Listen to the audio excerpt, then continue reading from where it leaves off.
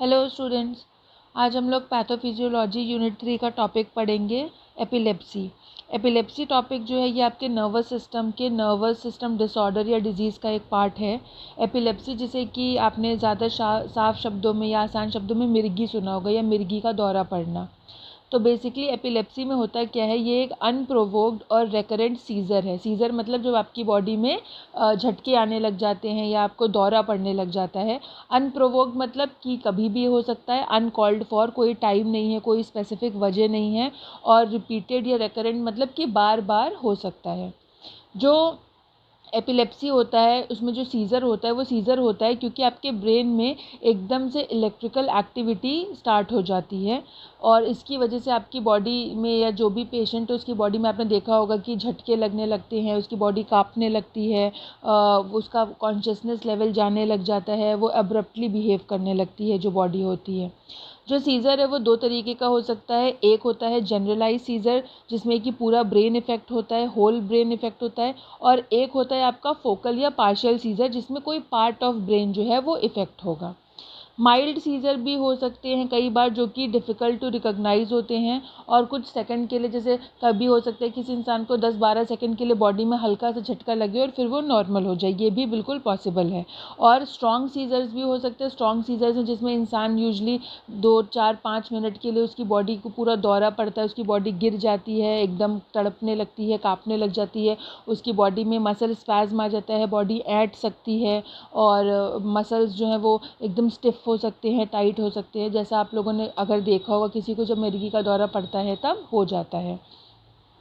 जब आप किसी की इंसान की बॉडी में माइल्ड सीज़र होता है तो इतना कोई इम्पैक्ट नहीं पड़ता है, लेकिन अगर उसकी बॉडी में स्ट्रॉन्ग सीज़र है तो वो इंसान जो है वो कंफ्यूज हो सकता है या फिर आपका कॉन्शियसनेस लूज़ कर सकता है, बेहोश हो सकता है, और जब वो आपस में बाद में उठेगा तो हो सकता है कि उसको याद नहीं हो कि उसको दौरा पड़ा हो। क्या क्या रीज़न हो सकते हैं सीज़र के? हाई फीवर हो सकता है, हेड ट्रॉमा हो सकता है, सर पे चोट लगी हो, ब्लड शुगर लो अगर बहुत ज़्यादा हो गया है तो, अल्कोहल विड्रॉल हो सकता है, जिन लोगों को शराब पीने की आदत होती है अगर वो एकदम से शराब पीना बंद कर दें। इसके अलावा एपिलेप्सी जो है ये एक न्यूरोलॉजिकल डिसऑर्डर है, जैसा कि हम ऊपर डिस्कस कर चुके हैं, और ये 65 मिलियन लोगों को अक्रॉस द वर्ल्ड जो है वो अफेक्ट करती है।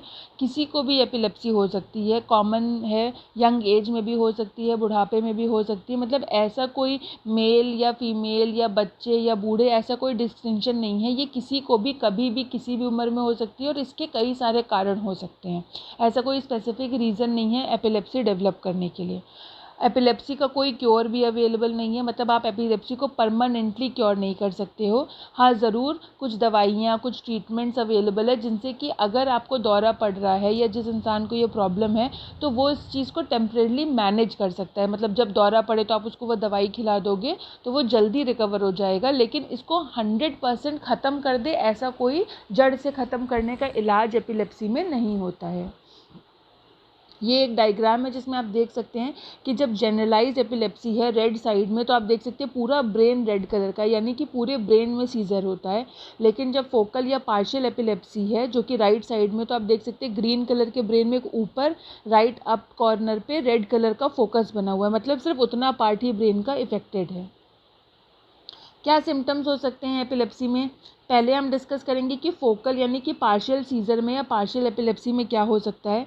जो सिंपल पार्शियल सीज़र होता है उसमें इंसान जल्दी बेहोश नहीं होता है, क्योंकि एक छोटा सा ब्रेन का पार्ट इफेक्ट हो रहा है, तो वो पार्ट जिस बॉडी पार्ट को रेगुलेट करता होगा सिर्फ उस बॉडी पार्ट में प्रॉब्लम आएगी, पूरी बॉडी में प्रॉब्लम नहीं आएगी। मान लीजिए आपके ब्रेन के वो पार्ट जो है वो सिर्फ हैंड को कंट्रोल करता है या आपके लेग्स को कंट्रोल करता है, तो जब आपको दौरा पड़ेगा तो हो सकता है आपका हाथ या लेग शेक करने लग जाए, आपका उसके ऊपर से कंट्रोल चला जाए, बट आपकी पूरी बॉडी में प्रॉब्लम आए ऐसा ज़रूरी नहीं है। सिम्टम की अगर हम बात करें तो क्या क्या सिम्टम हो सकता है? Alteration to test, smell, hearing और टच। जो आपका खाने पीने, सुनने, देखने, समझने की क्षमता है वो कम हो सकती है। डिजीनेस हो सकती है, मतलब चक्कर आ सकता है, और tingling and twitching of limb हो सकता है। टिंगलिंग एंड ट्विचिंग मतलब आपके हाथ पैर में वाइब्रेशन हो सकती है, इचिंग या टिंगलिंग हो सकती है, आप फील करोगे कि इलेक्ट्रिक इम्पल्स आपकी बॉडी में दौड़ रहा है, आपके हाथ में ऐसे झुंझुनाहट सी हो सकती है। ये सारे जो हैं ये सिम्टम्स होते हैं फोकल के। फोकल मतलब पार्शियल के। जो आपका कॉम्प्लेक्स पार्शियल सीज़र होता है, उसमें लॉस ऑफ अवेयरनेस हो सकती है। और उसके कॉम्प्लेक्स पार्शियल सीज़र का मतलब क्या है कि ब्रेन के एक साथ 5-6 जगहों में सीज़र आ जाए, लेकिन अभी भी पूरे ब्रेन पे सीज़र नहीं आ रहा है। फोकल मतलब किसी एक जगह पे, कॉम्प्लेक्स पार्शियल मतलब कि 3-4 जगह पे हो, बट अभी भी पूरे ब्रेन पे नहीं है। जब 3-4 जगह पे है तो बिल्कुल पॉसिबिलिटी है कि इंसान जो है वो बेहोश हो जाए। इसके अलावा ऐसा हो सकता है कि वो स्टेयरिंग ब्लैंकली करे, मतलब उसकी नज़र कहीं पे बद जाए, वो एक ही जगह एक चीज़ को घूरता रहे काफ़ी देर तक। अनरिस्पॉन्सिवनेस हो सकता है कि आप उससे कुछ पूछ रहे हैं, उसको बात करने की कोशिश कर रहे हैं, लेकिन वो इंसान कहते हैं ना फ्रीज हो जाता है, जम जाता है, और वो सेम एक्टिविटी जो है वो बार बार मूव करे। मतलब मान लो उसका हाथ में झटके लग रहे हैं तो झटके लगते ही रहेंगे, है ना, ऐसा कुछ हो सकता है। तो ये सारे जो है ये कॉम्प्लेक्स पार्शियल सीज़र के सिम्टम हो सकते हैं।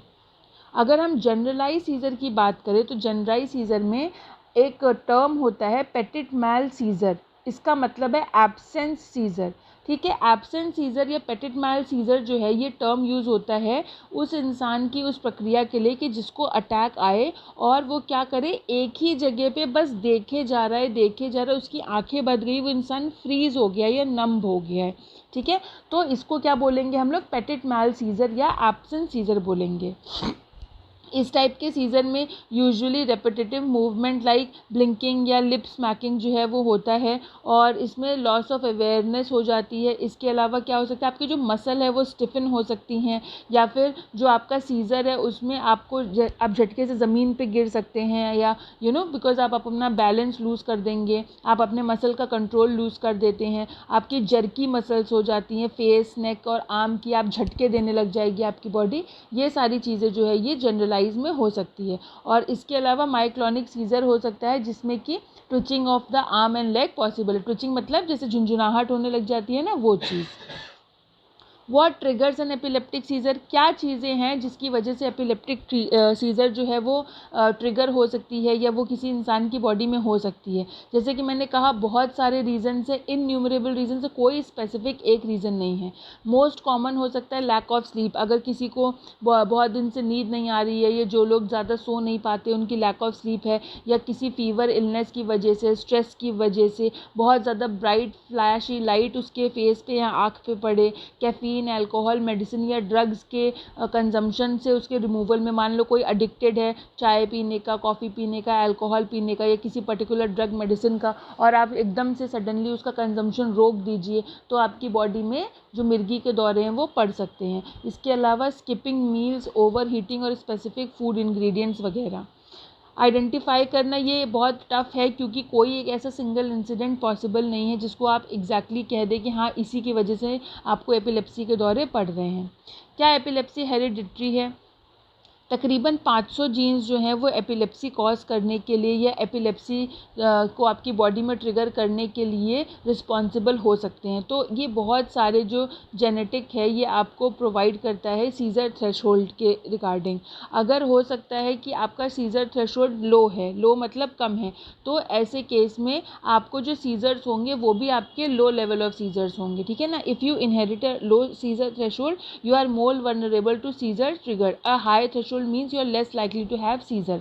क्या मतलब है इसका? अगर आपकी बॉडी में लो सीज़र थ्रेशोल्ड है, मतलब आपकी बॉडी में उतनी टेंडेंसी नहीं है कि वो इतनी केपेबल नहीं है कि वो झेल सके, तो आपको झटके आएंगे, मिर्गी का दौरा पड़ सकता है और बहुत ज़्यादा हाई लेवल का पड़ सकता है। लेकिन अगर आपकी बॉडी की टॉलरेंट कैपेसिटी या जो थ्रेशोल्ड है वो हाई है, इन दैट केस आपको सीज़र जो है वो नहीं होगा, या आप लेस लाइकली हैं कि आप सीज़र डेवलप करेंगे।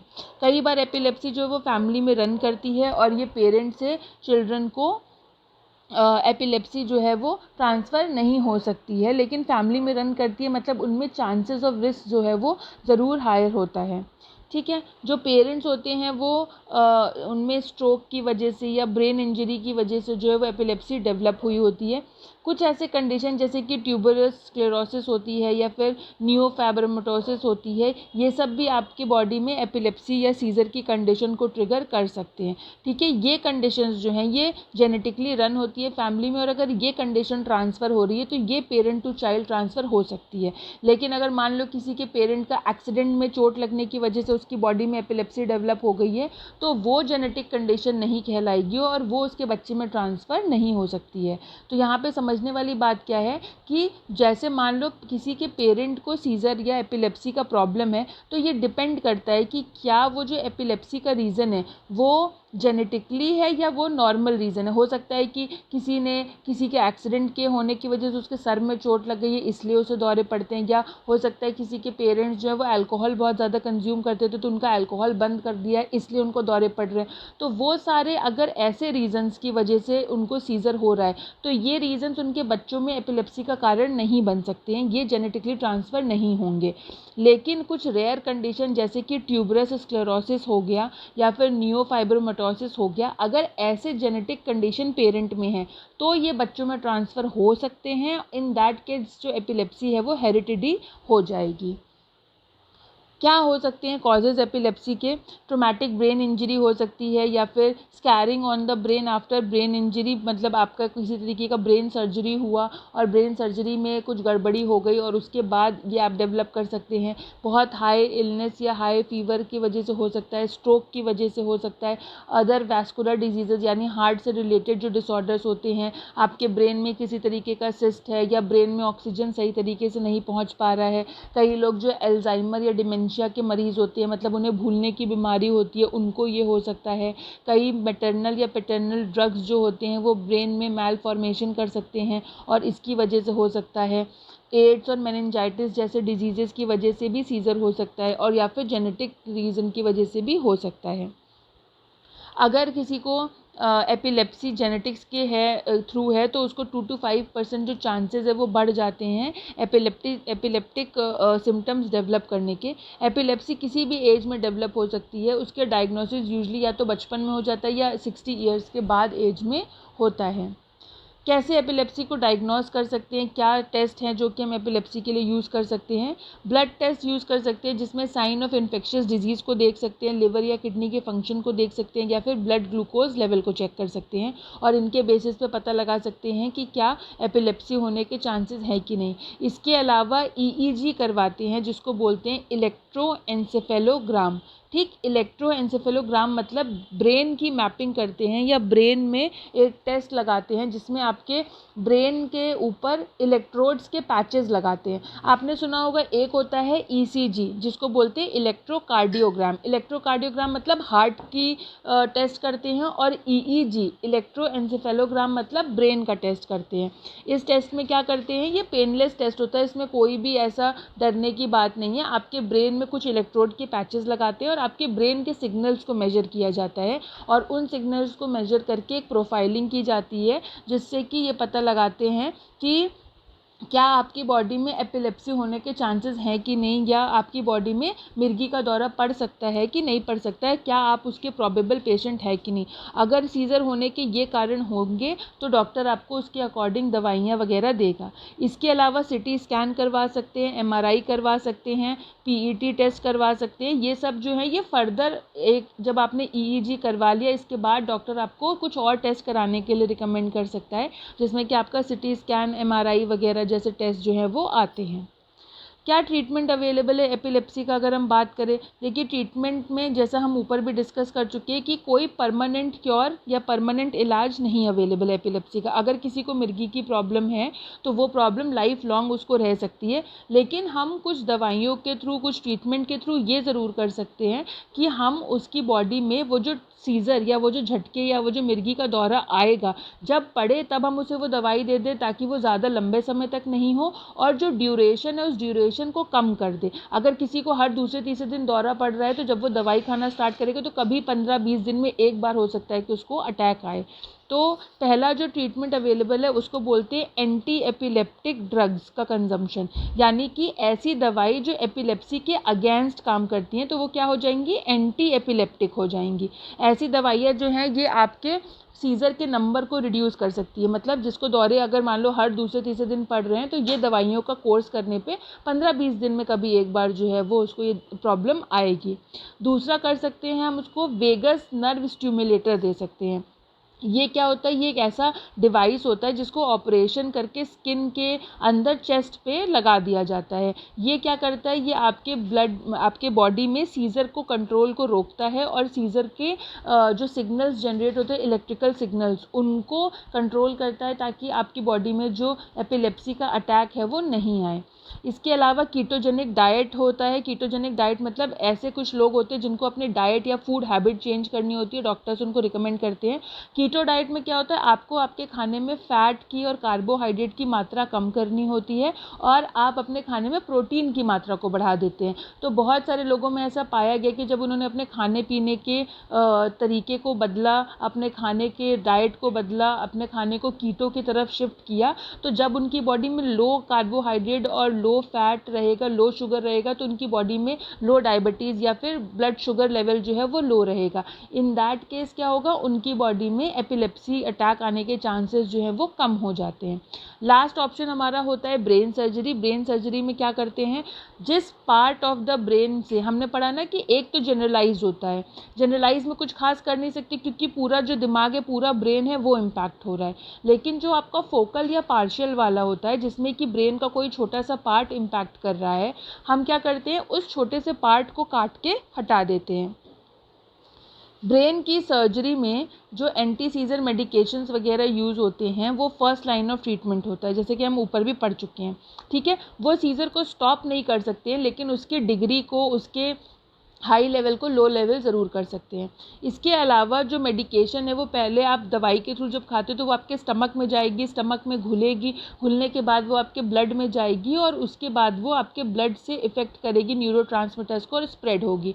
तो इसीलिए ये दवाई जो है ये थोड़ा सा ज़्यादा टाइम लेती है, इसका जो टाइम ऑफ एक्शन है वो थोड़ा सा ज़्यादा होगा। ठीक है, जो एंटी सीजर मेडिकेशन है वो डाइजेस्टिव ट्रैक से पास होती है और वो आपकी बॉडी को यूरिन के थ्रू लीव कर लेती है, तो मतलब आपका एक्सक्रीटरी सिस्टम उसको फिल्टर करके बाहर पास कर देता है। बहुत सारे एंटी सीजर ड्रग्स जो है वो मार्केट में अवेलेबल हैं, जैसे कि आपके लेवेटिरैक्टम है, आपका लैमोड्रिजीन है, आपका टोपिरामेटम है, वैप्रोइक एसिड है। ये सारे जो हैं ये कुछ आपके ड्रग्स जो है ये मार्केट में अवेलेबल हैं। यूजली ये ड्रग जो है टैबलेट के फॉर्म में, लिक्विड के फॉर्म में या इंजेक्शन के फॉर्म में अवेलेबल है, जिन्हें 1 या 2 बार दिन में लेना पड़ता है। इनके कुछ साइड इफ़ेक्ट्स भी हो सकते हैं, जैसे कि आपको चक्कर आ सकता है, आप टायर्ड फील कर सकते हैं, स्किन रैशेज़ आ सकता है, मेमोरी प्रॉब्लम या भूलने की बीमारी, ऐसा कुछ भी हो सकता है। लेकिन ये फिर भी रिकमेंडेड ड्रग है और इनका जो इफ़ेक्ट है ये बच्चों पे और बूढ़ों पे, दोनों कैटेगरी के लोगों पे पाया गया है कि इसने बहुत उनको रिलीफ किया और बहुत हद तक हेल्प किया एपिलेप्सी को कंट्रोल करने में। जैसा कि हमने ऊपर बात करा, ब्रेन सर्जरी का भी एक ऑप्शन अवेलेबल है। डॉक्टर्स जल्दी इसको रिकमेंड नहीं करते, लेकिन अगर मेडिकेशंस बिल्कुल ही काम नहीं करती हैं तब आखिरी ऑप्शन क्या बचता है, ब्रेन सर्जरी का। ब्रेन सर्जरी जो होती है एपिलेप्सी के केस में उसको बोलते हैं रीसेक्शन। रीसेक्शन मतलब ब्रेन के किसी एक सेक्शन को काट के हटाना। ठीक है, इसमें क्या करते हैं, ब्रेन के एक छोटे से पार्ट को काट के हटा देते हैं। जिस पार्ट से सीजर स्टार्ट हो रहा है, यानी कि जिस पार्ट से आपके ब्रेन में इलेक्ट्रिकल इम्पल्स जनरेट हो रहे हैं जो कि एपिलेप्सी का कारण बन रहे हैं, उस ब्रेन के पार्ट को काट के आपने हटा दिया, डॉक्टर ने उसको रिमूव कर दिया। ठीक है, इसमें यूजली आपके टेम्पोरल लॉबेक्टॉमी होती है। टेम्पोरल लॉबेक्टॉमी मतलब आपने जब ब्रेन का डायग्राम पढ़ा होगा तो आपको पता होगा कि ब्रेन में एक टेम्पोरल लोब होता है, वो टेम्पोरल लोब ही यूजली रिस्पॉन्सिबल होता है और उसी टेम्पोरल लोब को काट के रिमूव कर देते हैं। तो जिस प्रोसीजर में टेम्पोरल लोब को काट के रिमूव करेंगे उस प्रोसीजर को क्या बोलते हैं, टेम्पोरल लॉबेक्टॉमी बोलते हैं। ठीक है, ये क्या करता है, कुछ केसेस में जो सीजर की एक्टिविटी है उसको स्टॉप कर देता है। जैसे कि हम डाइटरी रिकमेंडेशन की बात करें तो हमने अभी ऊपर भी एक पॉइंट पढ़ा कि डॉक्टर्स रिकमेंड करते हैं कि जिनको एपिलेप्सी का प्रॉब्लम है वो लोग कीटोजेनिक डाइट पे शिफ्ट हो जाए। कीटोजेनिक डाइट का मतलब खाने में फ़ैट और कार्बोहाइड्रेट और शुगर की मात्रा कम कर दे और खाने में प्रोटीन के कंटेंट को ज़्यादा बढ़ा ले। ये जो डाइट है ये आपकी बॉडी की एनर्जी को यूज़ करने के लिए पुश करता है और ये जो एनर्जी है ये स्ट्रिक्ट बैलेंस मेंटेन करती है फ़ैट, कार्बोहाइड्रेट और प्रोटीन के बीच में। और न्यूट्रिशनिस्ट और डाइटिशियंस जो हैं वो बहुत रिलाई करते हैं, इसके बहुत अच्छे रिजल्ट्स आते हैं ऐसे लोगों में जो एपिलेप्सी के पेशेंट होते हैं। ये टॉपिक ख़त्म हो गया है। आपको ये नीचे दिए गए 20 क्वेश्चंस का आंसर करना है। इनका आंसर 1 वर्ड 1 लाइन या 2 लाइन मैक्सिमम में दीजिएगा, इससे ज़्यादा मत दीजिएगा। और ये प्रीवियस लास्ट ईयर एक ये क्वेश्चन आ चुका है, give pathophysiology of epilepsy, explain its various type, 7 marks में। इस क्वेश्चन को सॉल्व नहीं करना है, बस इस क्वेश्चन को पढ़ लेना है। जब आप ये ऊपर के 20 क्वेश्चन सॉल्व करेंगे तो ये क्वेश्चन भी इसमें कवर हो जाएगा। Thank you students.